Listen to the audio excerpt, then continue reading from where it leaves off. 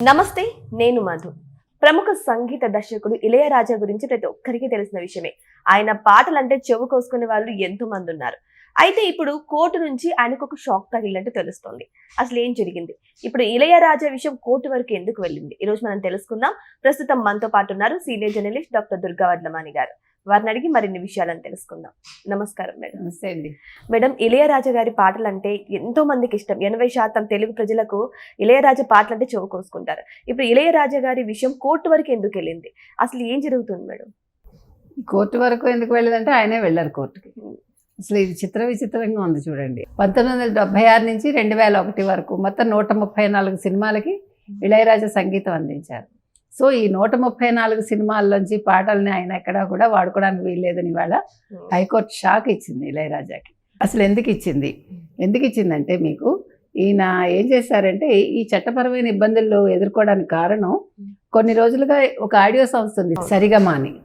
So వీళ్ళిద్దరికీ కూడా ఒక గొడవ జరుగుతోంది. సో దీంట్లో ఏం చేశాడు, ఈయన కోర్టుకు వెళ్ళాడు.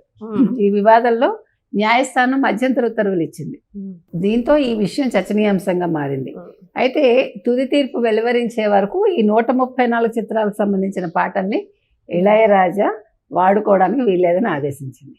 అయితే అసలు ఏం జరిగింది, ఈయన ఏం చేశాడు, ఇళయరాజా కొన్ని మ్యూజిక్ స్ట్రీమింగ్ ప్లాట్ఫామ్లకి ఈ పాటలు వాడుకోవచ్చని అనుమతులు ఇచ్చేశారు. దీంతో ఆ సంస్థ కోర్టును ఆశ్రయించింది అనమాట. దీనిపై విచారణ జరిపిన న్యాయస్థానం ప్రస్తుతం ఆ పాటలు వాడుకోవడానికి వీల్లేదంటూ మధ్యంతర ఉత్తర్వులు జారీ చేసింది. సో ఎందుకంటే నిర్మాత నుంచి కొనుగోలు చేసింది ఈ సరిగమ సంస్థ. అలాంటప్పుడు వాళ్ళకే రైట్స్ ఉంటాయి కదా. ఇప్పుడు మీరు అమ్మేశాక అది ఎట్లా? ఇప్పుడు ఇంకొకటి అండి, అసలు మనకి ఇక్కడ అర్థం కాని విషయం ఏంటంటే ఇళయరాజా గారి ఈ మధ్యన ఎవరు ఆయన ట్యూన్ వాడుకున్నా కోర్టుకు వెళ్తున్నాడు, అది నాది అని. కానీ ఇక్కడ మనకి ఒక చిన్న విషయం అర్థం కానిది ఏంటంటే దీని మీద మనకి కోర్టులు కూడా క్లారిటీ ఇవ్వాలి. ఇప్పుడు మీరు నా చేత సంగీతం చేయించుకుంటారండి ఒక సినిమాకి, చేయించుకున్నప్పుడు మీరు నాకు రెమ్యూనరేషన్ ఇచ్చేస్తున్నారుగా. అవును, ఇచ్చేసాక ఇంకా నాకు హక్కు ఎలా ఉంటుంది? ఇప్పుడు అలా అనుకుంటే ఒక హీరో సినిమా చేస్తాడు, ఇప్పుడు ఆ హీరో పర్మిషన్ లేకుండా ఆ సినిమా వాడుకోకూడదని హీరో అన్నాడు అనుకుందాం, అది ఎట్లా చెల్లుతుంది?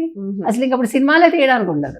మరి అంటే నేను అనేది మనం ఉద్యోగం చేస్తున్నామండి, మనకి జీతం ఇస్తారు, కొన్ని రోజులు లేక నేను ఇక్కడ పని చేస్తున్నాను కాబట్టి ఈ సంస్థ నాదంటే ఒప్పుకుంటారు? ఒప్పుకోరు, చెల్లదు కదా అది. అంటే సింపుల్ లాజిక్ ఇవన్నీ.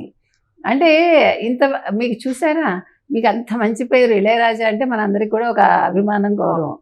కానీ అదే ఏం చెప్తాం మనం పెద్దలతోటి, ఇట్లా తయారవుతున్నారు. మనిషికి ఆశ ఉండొచ్చు, అత్యాశ ఉండద్దు. చక్కటి పేరు తెచ్చుకున్నారు, డబ్బులు సంపాదించుకున్నారు, మీ పాటలు 10 మంది పాడుకుంటుంటేనే మీరు జీవించినట్టు. అవును, ఇప్పుడు ఇళయరాజా అనే ఒక పేరు అది చరిత్ర ఉన్నంత వరకు ఉంటుందిగా, మరి ప్రజలు ఉన్నంత వరకు ఆ పాటలు ఉంటాయిగా. ఇంకంతకంటే మీరు ఇంతకంటే గొప్పగా ఎక్కడ జీవిస్తారు? ఇప్పుడు ప్రజల నాలుకల మీద కదా మనం ఉండాల్సింది.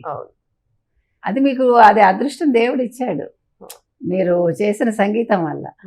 దాన్ని మీరు కాదు నాకు డబ్బులే ముఖ్యం, మీరు వాడుకోవడానికి వీల్లేదంటే I don't know whether he has a right or not. ఇవన్నీ కూడా కోర్టులు తేల్చాలి.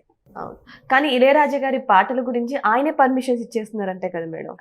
అదే కొంతమందికి ఇచ్చారంటున్నాను కదా. అలా ఇచ్చినందుకే కొన్ని సంస్థలకి వీళ్ళు కోర్టుకు వెళ్ళారు, ఈ కొనుక్కున్న వాళ్ళు. ఓకే, ఇప్పుడైతే ఇళయరాజా గారికి ఆ పాటలు ప్రెసెంట్ అయితే ఫైనల్ తీర్పు వచ్చే వరకు 134 సినిమా పాటల్ని ఆయన వాడుకోవడానికి వీల్లేదు.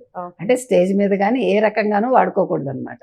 ఇది మంచిదే, దీనివల్లైనా ఆయనలో మార్పు వస్తే ఆ సంగీతం ఆయన సంగీతం అవును కలకాలం బతుకుంటుంది.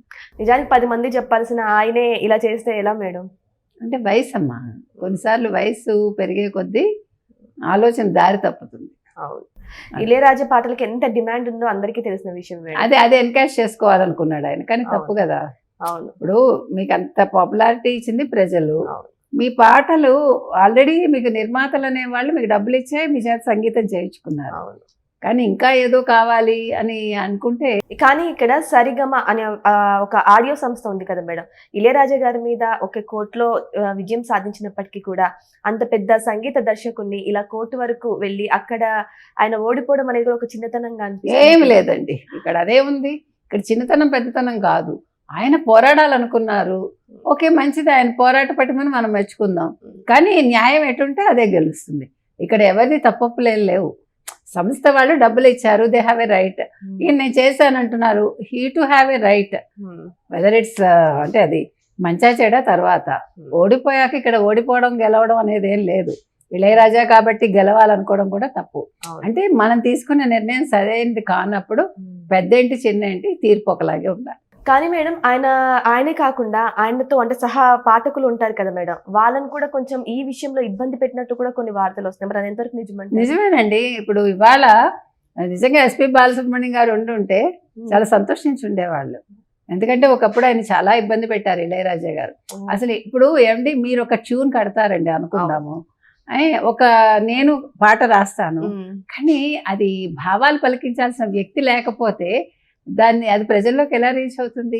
ఆ వ్యక్తే ఎస్పి బాలు గారు.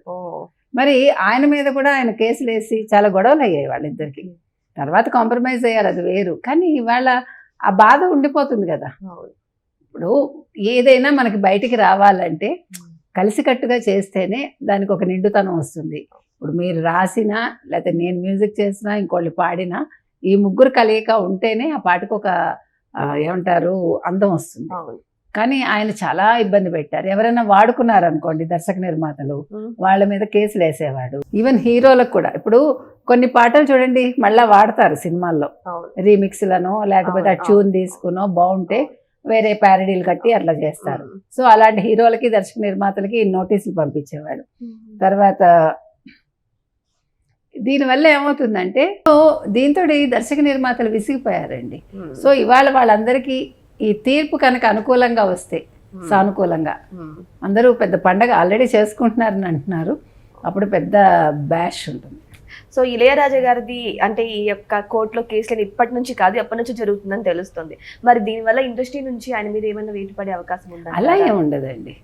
ఒక మంచి ఒక జ్ఞాని, ఇసై జ్ఞాని ఆయన వద్దని ఎవరు అనుకోరు.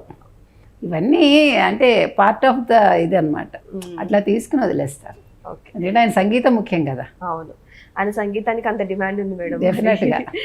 సో ఏదేమైనా సరే కోర్టులో ఇళయరాజా గారికి షాక్ తగిలినప్పటికీ కూడా ఆయన పాటలను మాత్రమే గౌరవిస్తూనే ఉంటామని అందరూ అంటున్నారు. మరి ఈ కేసు వివాదం ఎక్కడి వరకు వెళ్తుందో వెయిట్ చేసి చూద్దాం. Thank you so much. Thank you.